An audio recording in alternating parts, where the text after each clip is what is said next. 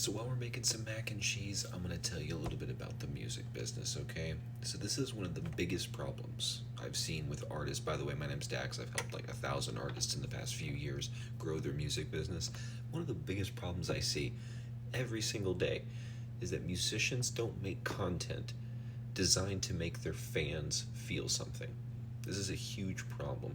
A lot of the time when we create content, we're doing it in a way just to make ourselves look cool. Like, what's the coolest situation I can put myself in? What's the coolest backdrop? Instead of, like, how do I actually connect with the person I desire to become a fan of my music? And figuring out the ways that you can speak to the thing. Because obviously, like, you've written music that has meaning to it, right? Whether that meaning is just to have a good time or the meaning of it is a lot deeper and personal, I'm sure there's some purpose or meaning to your songs. And if you can't figure out how to create a story or frame that gets your fan to connect to that song, the temptation to scroll past your content without any prior connection is just going to be too great. They're going to keep scrolling.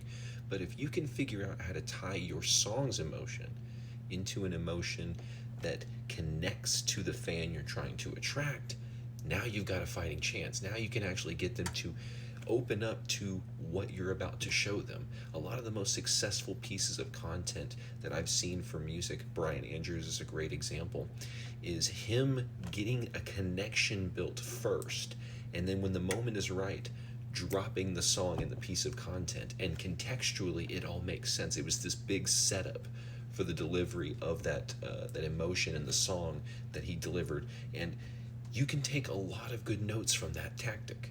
Figure out how you can create a connection with the person you're trying to get a fan as a fan using stories. Figure out how you can tell a story around the story of your music and make it general so that people can actually connect to it no matter what situation that they went through that's different from your situation.